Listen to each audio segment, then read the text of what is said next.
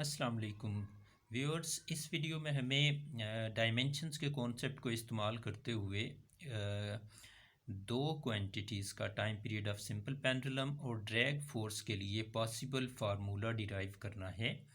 यानी यहाँ हमने किसी और कॉन्सेप्ट को इस्तेमाल नहीं करना, किसी फ़िज़िकल हैपनिंग को, किसी एक्सपेरिमेंट को नहीं देखना, बल्कि सिर्फ हमें बताया जाएगा कि ये क्वांटिटी इन फैक्टर्स पर डिपेंड कर सकती है। तो उस पॉसिबिलिटी को लेकर हमने आगे चलना है और कॉन्सेप्ट ऑफ डायमेंशंस को इस्तेमाल करते हुए हमने वो फार्मूला डिराइव करना है और आप देखेंगे कि हम सही सही फार्मूला डिराइव कर लेंगे।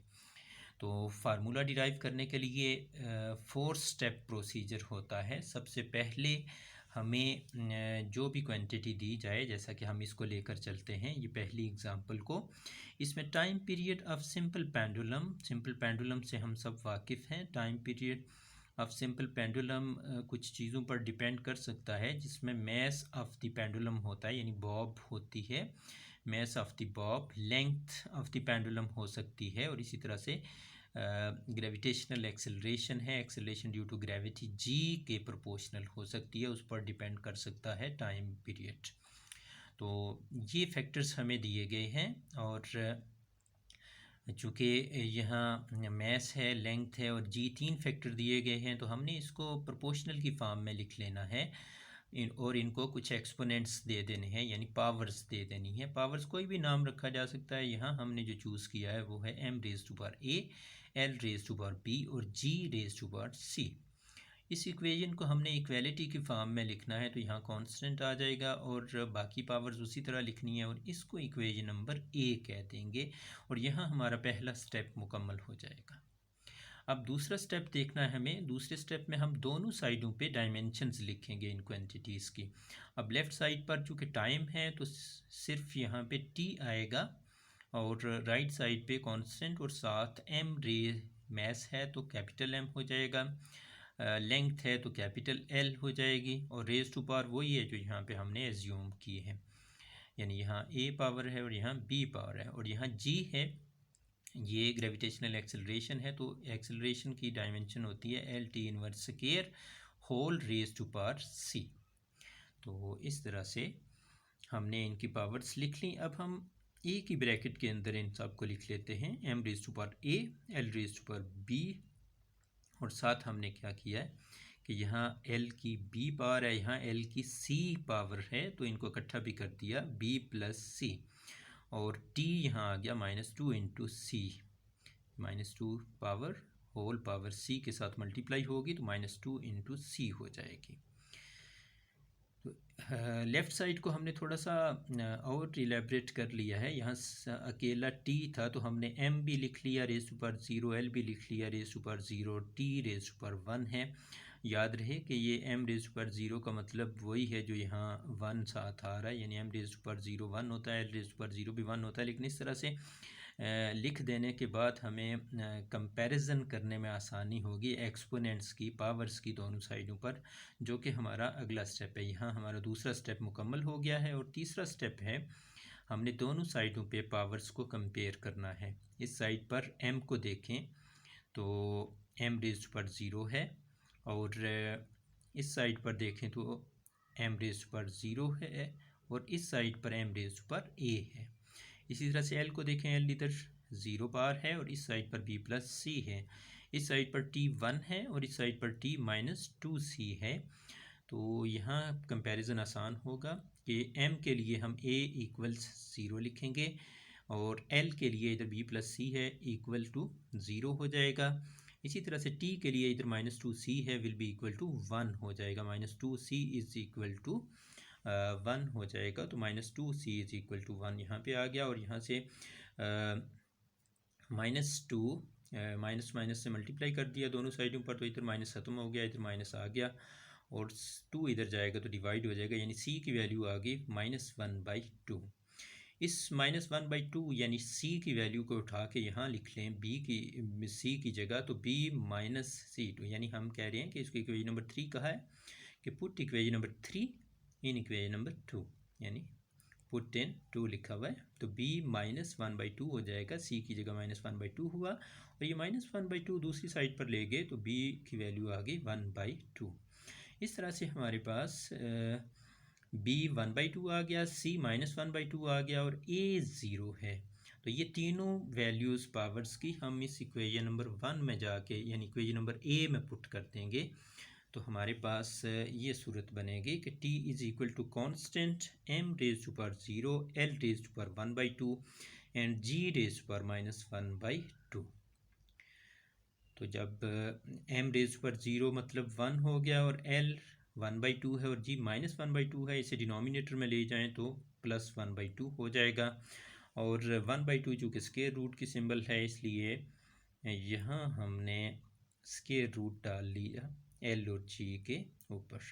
तो इस तरह से time period of simple pendulum हमारे पास आ गया L/G अंडर द रूट। और कांस्टेंट हमें पता है, यहाँ डायमेंशंस को कॉन्सेप्ट कांस्टेंट के बारे में कुछ नहीं कहता, कुछ नहीं बताता, ये इसकी लिमिटेशन है। तो वैसे हमें पता है कि जो असल फार्मूला है उसमें t is equal to 2 constant के तौर पर आया करता है L/G। तो इस तरह से ये हमने बिल्कुल एक्यूरेट फार्मूला डायमेंशंस के कॉन्सेप्ट से डिराइव कर लिया। अब हम दूसरे फार्मूला की तरफ पढ़ेंगे। हमें ड्रैग फोर्स के बारे में बताया गया है कि drag force acting on a body when it moves through a fluid, किसी फ्लूइड में से पास करते हुए बॉडी पर जो ड्रैग फोर्स एक्ट करती है, FD से उसे लिखते हैं। ये कोएफिशिएंट ऑफ विस्कोसिटी जिसे ग्रीक अल्फ़ाबेट ईटा से लिखते हैं, इस पर डिपेंड करता है, उस पास होने वाले बॉडी के रेडियस पर डिपेंड करता है और उसकी वेलोसिटी पर डिपेंड करता है। तो हमने क्या किया कि जो डिपेंडिंग फैक्टर्स हैं उनको प्रोपोर्शनल की फॉर्म में यहाँ पे लिखा और उनको कुछ powers they the A, B और C, फिर उन्हें कांस्टेंट की फॉर्म में लिख लिया। तो इस तरह से हमारे पास ये इक्वेशन आ गई। ये हमारी इक्वेशन नंबर A है, इसको यहाँ हम इक्वेशन नंबर A बोल देंगे। तो अब हम दोनों साइडों पे डायमेंशंस को लिखेंगे।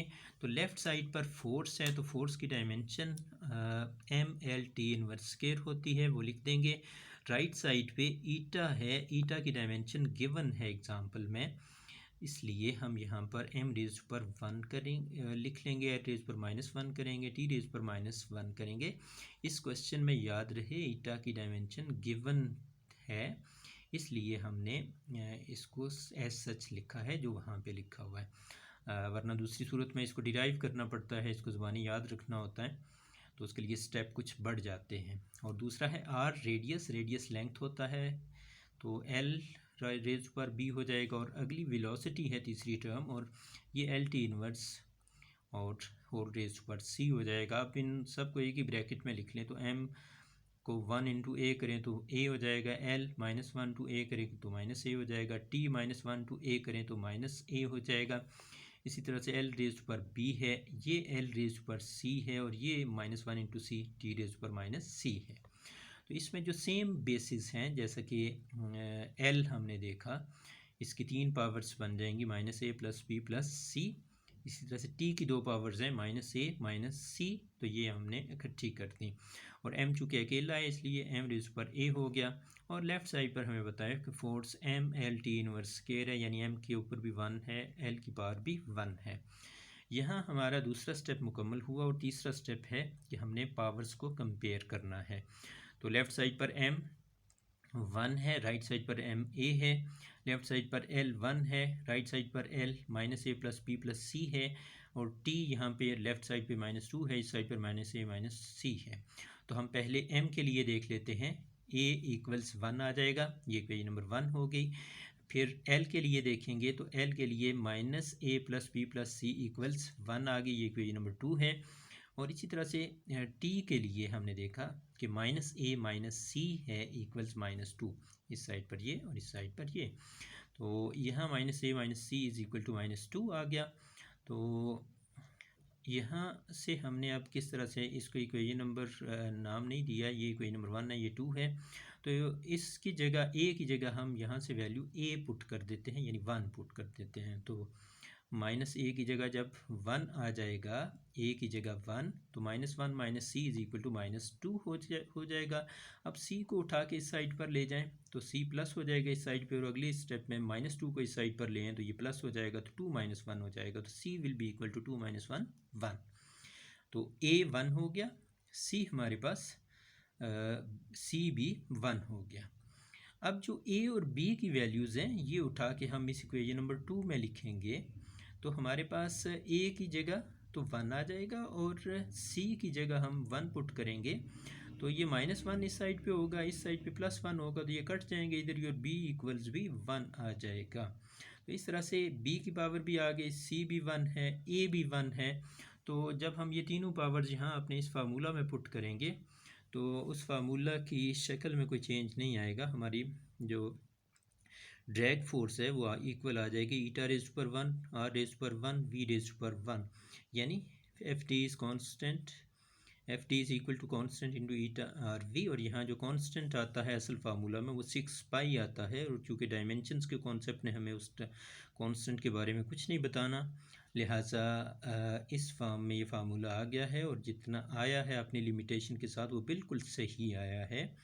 यानी सिर्फ डायमेंशंस के कॉन्सेप्ट से हम किसी भी क्वांटिटी के लिए पॉसिबल फार्मूला डिराइव कर सकते हैं। Thank you.